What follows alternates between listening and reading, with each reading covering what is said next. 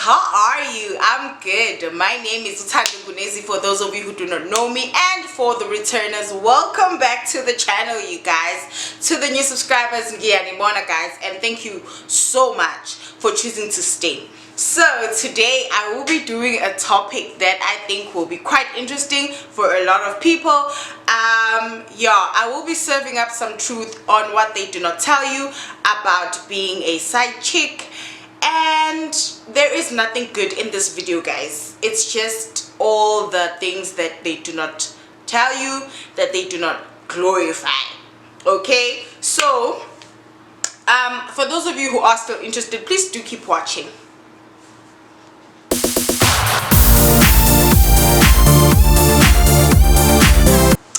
Okay guys, so before I start the video, I have a disclaimer or two. So I have like 10 talking points that are going to be used for the purpose of this video, but there is a lot, okay? There is a lot that goes on inside chickdom, okay, or in the world of side chicks, right? But I have put together a few pointers on my experience and the experience of people close to me. And then secondly, as I have said, it will be very biased towards my experience of the whole side chick world, and so I do expect that some of you will not agree with the things that I have to share, but I would really appreciate it if you guys can go into the comment section and comment on whether you think what I'm sharing is relevant, or I'm just one of those cases where I was, I was unlucky, basically. Okay, so for the purpose of this video, I will not be giving a backstory because while I was prepping, I realized that the backstory makes the video quite long. But I have been in situations where I have been the side chick, but this one is mostly based on being the side chick when you didn't really sign up for it. And what I mean by that is that initially you thought, I'm going into a relationship to explore how far this can go, and then the guy says, breaker. No, not gonna happen like this in my house, okay? You, Madam Missy, are going to be my side dish, okay? Yeah, so that is the context of this whole thing. Well, I think so. So yeah, I have a few pointers that I have made for the video, and I will be looking down quite a lot, but yeah, at this point in time we are trying to edit out things so that they do not show on camera. First of all, okay, this is point number one. I would like to say that I don't think you can be a side chick unless you really love the guy. For me, there is just like, it's either you love the guy or you are really desperate and in need of some money, because these guys often associate side chicks with money. To keep her happy, you give her money and she gives you what you want, okay? So again, in my context, it was never about money, so it was genuinely because I really loved the guy, or the guys. I really loved the guys. I fell in love with the guys, okay? Fine. So I don't think anyone could honestly be a side chick without really loving the other person. For me, I stand to be corrected, but I don't think it can happen. So yeah, that is the first point. You love this guy, and that is why you have agreed to be part of this whole thing.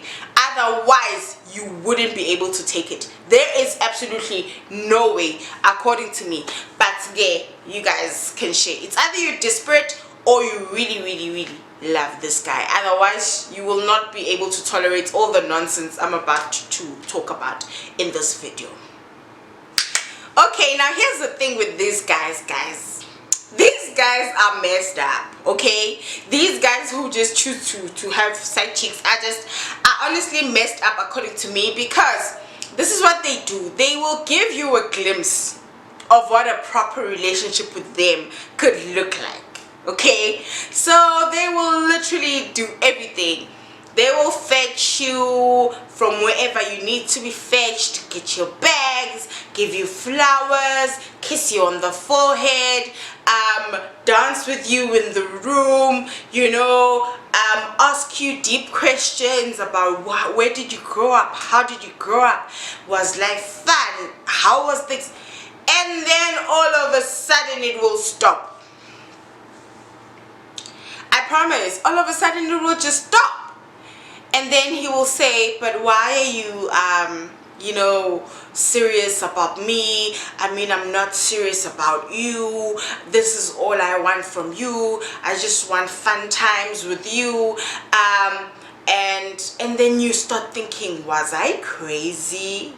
Like, did I read, you know, all the things that he did in a wrong way? Like, what the hell is going on in this house? Okay, so I don't know, that was my experience. I got a glimpse of what a proper relationship with this person could be like, and then all of a sudden it was switched off, like literally.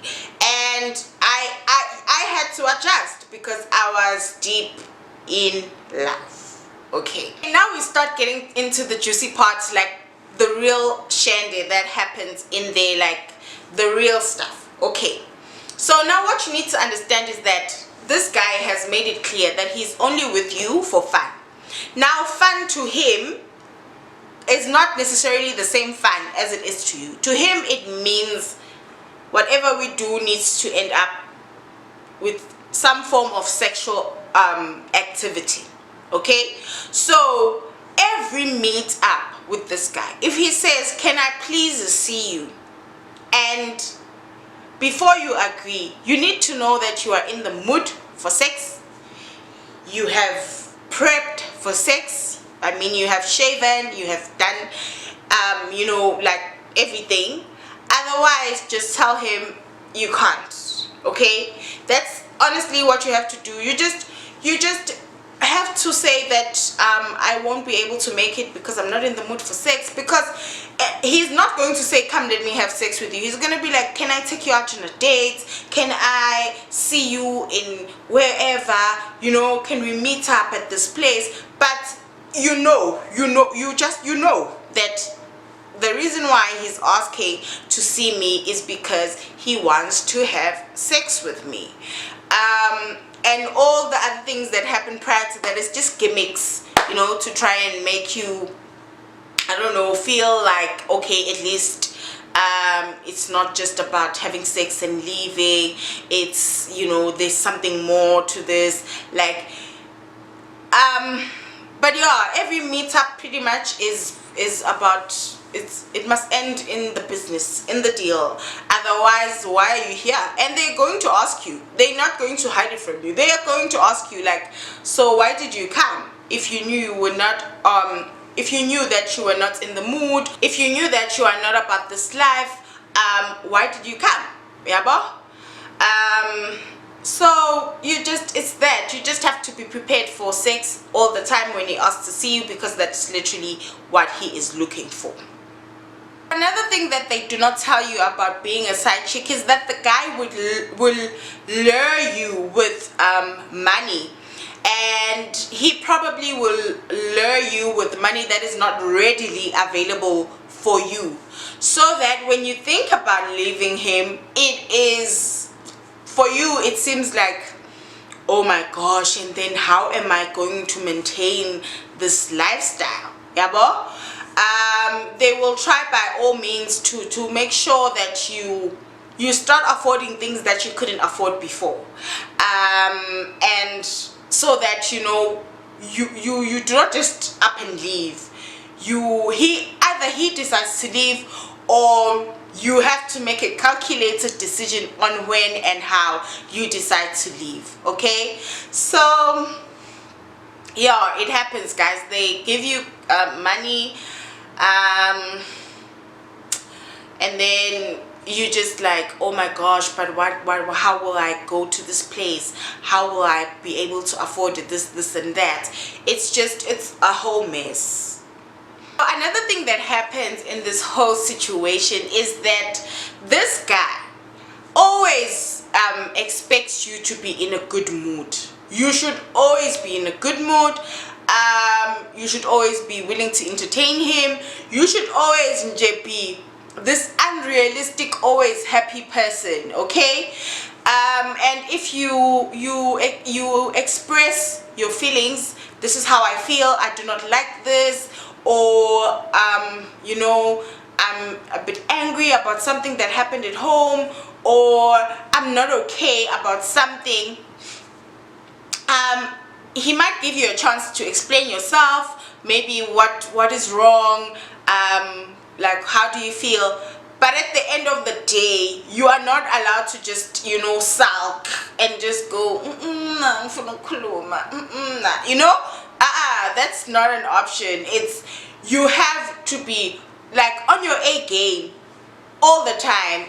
If he knows you to be funny, to be playful, to be what, you literally have to be that according to him all the time, because that's exactly why he left his main partner to come and be with you, because you provide this extra sort of you know, like, I don't know, gestures or feelings that he does not receive from the other end. So you eventually feel that, oh my gosh, I am not allowed to be angry in this place, I am not allowed to be sad, I am not allowed to express my feelings of how I genuinely feel, because if I do, it will either get rubbed off, or he will invalidate them, like, it's not like that, or something, or what did you expect? Yeah, it's just, it's oh, I guys, no, like, that thing is not nice. It's not nice. Don't let people fool you. It's not. It is not nice, okay? No. So yeah, you are expected, if you complain, he has other options. Do not forget that he's got plenty other options. It's either it's you and the other chick. So if you're mad, he can go back to his main chick or the wife, or there's a series of you, 4 or 5 of you. So if you're mad, he skips on to the next one. If the other one is mad, and he literally never deals with anything, not from the wife, not from the side chick number 1, and not from side chick number 4. He never deals with anything. He just rotates you guys according to how he feels and how you guys feel. If the wife is angry, he comes to side chick number 1. If side chick number 1 is angry, then side chick number 2. So it's just, he's trying to avoid dealing with real issues, and then he has unrealistic expectations from you, that you are supposed to be this inhumane thing that has no feelings, that is just, you know, always in the mood that he wants you to be in. Yeah. So if he is that guy that is you know, giving you money sort of for you to stay in the relationship, whether it is because you ask for the money, or because you know, he just lured you in with the money, it gets irritating. I don't know about other people, but mina, I'm a bereka musadi kind of girl. I work for my money. I don't believe in money that comes in and out. So like just in and out like that. I believe that I have to work for my money. And so, and they give the money in the most awkwardest of times. Just when you know, done doing the deed, he just goes, Nalikad. Like, dude, am I a prostitute? Okay? So the money does get irritating over time. You start associating it with prostitution. You start asking yourself, okay, what does this guy take me for? Does he see a prostitute? Does he associate my worth with 500 rand, with 2,000 rand, does he, what does he think of me, and why does he see the need to give me money right after we had sex, or flesh out his card right after we had sex? So you start associating the money with prostitution, and it gets irritating, it gets annoying, and even if you spend it, it doesn't feel good. It's just like, okay, let me just take the money, at least I didn't walk away with nothing. But honestly, this money feels like dirty money, and you sort of want to chase it away as soon as you can, just to avoid a lot of things. So it gets irritating, it gets toxic. The money part is just, you honestly start associating it with prostitution, and you're like, so this guy is just, he's seeing a prostitute that he can own for a certain period of time, basically. Okay, so this one is linked to the one that I've just mentioned, and this one is about how you start asking yourself like real deep questions, like, do I really like myself? Is my self-esteem as strong as I think it is? And if it is, why do I keep subjecting myself to such? Because do I not believe that I deserve to be loved and be somebody's number one priority? Do I not want to be the one that is being protected? Like, if the other girls say, I'm going to tell your girlfriend, and he's like, if you dare, I'm going to kill you. Do I not want to be that woman?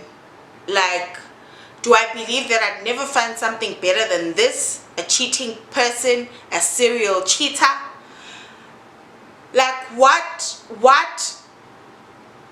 do I view myself as? Am I proud of myself and the thing that I'm doing? Do I have daddy issues? There's a lot of questions that you start asking yourself about yourself, and the way that you were raised, and your self-esteem, and what this means for the future. You ask yourself, what happens if I get pregnant? This guy will probably run away, and even if he does not run away, he'll probably ask me to abort the child. Okay, if I choose to not abort the child, then I can't expect him to be part of the child's life, because he was straightforward with me. He told me he had a partner or a wife, and now I infused myself into this whole entanglement, and it's just like, okay, if he does decide that I keep the child, he's going to take care of the child. My child will always be that child that was, from the side chick while he was dating so and so, or from the side chick while he was married to so and so. That child, imagine that child visiting the grandparents from the father's side. How are the aunts and uncles looking at the child? It's that child, and you know how you usually, when the child is small, you take the child with you to wherever. You will not get to have that whole opportunity, because hello, this is somebody's husband, this is somebody's boyfriend. And they probably know the other girl, so they want nothing to do with you. You bring the child, and what are the chances that you are going to want to send your child there, when the child is really young, alone? Yeah, so it's just a whole lot of complicated questions that you ask yourself, like what is going to happen, and what do I think of myself to agree to all of this. Another thing that happens in this type of relationship is that you get to know about the relationship of him and the wife, or umem, but she doesn't know anything about you. Okay, So you'll probably have her pictures, you'll know how many children she has, you'll have the photos of the kids, you will know when they fight, you will know when they make up, you will know what they are fighting about. And while you know what they are fighting about, the boyfriend, that is your boyfriend, that you are the side chick to, will ask you to give opinions about the actual fights, to say, what do you think, like, was I wrong, was she right? So you become a mediator, and you must become this neutral but unneutral person. And do not dare think that you can just, bash the other woman or the wife or the umem. You can't just go and, the missus, and just bash her, and because this guy genuinely loves the other one. That's why she's protected from this whole mess that is you guys, the side chicks. So you hey, you give advice, guys. You give advice. Yes, maybe if you guys try this, maybe if you could try this, maybe if you can take her to the same place that you took me, she'll be happy. Yo.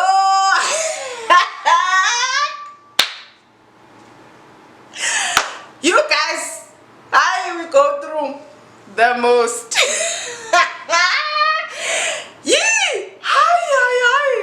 Okay, so yeah, you get to honestly talk about a lot of things concerning them, but you literally not part of anything, and then you just wonder, good team. Okay, so I wonder what would happen if it was me on the other side. But yeah, you do a lot of mediation. Yes, mediation, bringing people together. Yes, that is what you do. And then you give a lot of advice as well. It's just hi, no, it's messed up. So another thing that they do not tell you about being a side chick is that the guy will want to try all these sexual gestures that he is afraid to ask from his main partner or the wife, just because maybe he respects her. He always wants to have this pure image of her, that she doesn't know anything and she's not exotic like that. And so you're the one that he wants to try every sort of fetish and sexual fantasies that he has with. Basically he wants to do everything with you, as exotic as it can be. And that is why you should avoid living off his money or being too dependent on his money, because it gets to a point where you can't say no. So if you are like me and you are very like, God, dude, let's not make it about the money. I am here for a relationship, Nami. Unfortunately, I found myself in this space. At least you get to say no to a few things. No, I can't do that. No, that is off the table for me. But if you are living off his funds, it starts becoming difficult to say no to a lot of things. You don't say no as you would had you been in a relationship with somebody that loves and respects you.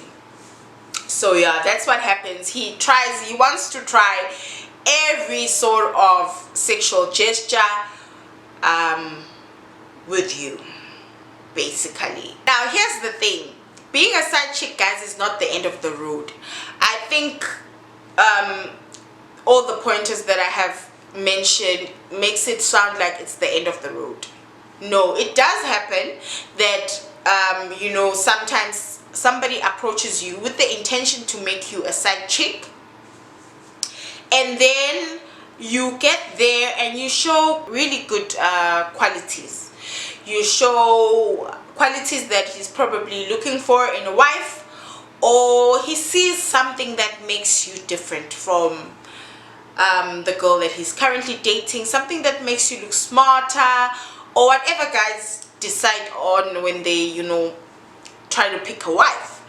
So you can get promoted. Promotion is highly possible in actual fact. You can get promoted depending on how now you welcomed the whole thing there, but there is a high chance of promotion. You can get promoted, but this is what you need to know. If you do get promoted, your space or your position remains vacant. And he is going to fill it. Okay? So whatever you put the other person through is going to come to you, babes. And the way that earth works, it's going to come to you twofold. Youngest? And you will get to experience it, and you will get to burn like how the other person was burning when you were in that vacancy. So it's like, and even if you do get promoted, you know how he operates already. You know how he operates with, you know, him and side chicks. So how do you think the paranoia will work? You will be quite paranoid. I would. You know that when he says he's going to a meeting, he's not really going to a meeting. You know, when he says you know, he's going on a road trip, with the chance that the road trip is not really a road trip. Okay, there are things that are happening there. Yeah, bo? So I don't know. You can get promoted, but your vacancy will remain open, and the chances of it being filled are quite high. Another thing that they do not tell you about being a side chick is that the guy actually has unprotected sex with you. And what are the chances that he has unprotected sex? He has protected sex with the main chick. So he's already having unprotected sex with the main chick, and he has unprotected sex with you. So you are in this triangle, and whatever sexual diseases or transmitted diseases that come into this whole relationship, they circulate amongst you and the main chick and him, basically. So he might, you know, use protection the first 2-3 times. After that, no, he will not use any protection. And so whatever disease is going around here, you will get it. You will get it. It's your portion. You will also receive it. Nje. So for health reasons, it's not safe. And the other girl can decide that they want to remove you, and use black magic, you know, black magic, yeah, bewitch you, you know, so that you move from this whole thing. And it can also happen that you love the guy so much now that you want the girl to get out of here, so you also go and bewitch the other girl or the wife, or the other lady. So it's not healthy health-wise because of all those things that can happen sexually or spiritually. So you need to be, you know, really I don't know, you need to be like, you know, checking everything once in a while, like, is everything still okay? Because, like, you know, you can't trust anyone in this whole thing, yeah, but so Yeah. The last point that I have for the purpose of this video is that these type of relationships are very complicated, and it's not the same for everyone. For some people it does really end in a happily ever after type of thing. It's complicated. It's not as easy as just saying, oh, because Utando said this and that, then I'm not about that life. No. And in my closing comments, this is what I'd like to say. Like, I'm not promising that I'll never do it again. I'd probably keep doing it with even the same person even. Because love is complicated like that. But I feel like you need to be aware of the reality of things, and the reality of things is everything that I have just shared now. It's real like that. There's a whole lot of things that can go on. Even if you do end up as the wife, man, imagine what the family of the husband thinks of you. How will they receive you? The wives of your husband's circle of friends, how will they receive you, knowing that you knocked someone off for you to earn this position? It's complicated. Honestly, that's all I'm going to say. It's complicated, and as smart as I am, as educated as I am, I do not promise that I will never do it again. I probably would. I would probably do it again. But it's dangerous. It's very dangerous. You can get killed by the guy if you threaten to tell the wife, or you can get killed by the wife if he sees that the guy is really starting to like you. It's a very dangerous place to be, but I'm not going to stand here and lie and say, woo, I will never do it again, and whatever. For those of you who do not know me, I'm a very honest person, so yeah, it's hard. I would really like to not subject myself to such, but love is not that simple. And yeah, guys are never that straightforward from the beginning, and once you're already in love, things get complicated.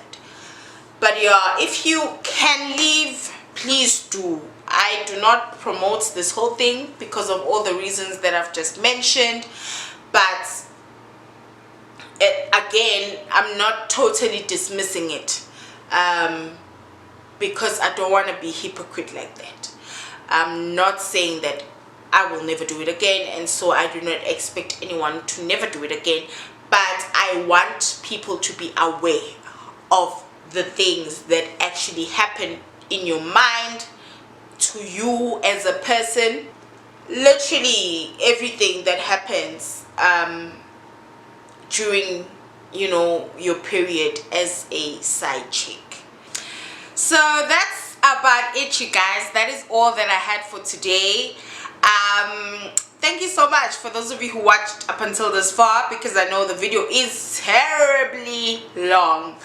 Okay, so yeah, thank you very much for watching. I love you for it. Please do not forget to like, comment, and subscribe. Remember, subscription is absolutely free. And yeah, toodles, bye.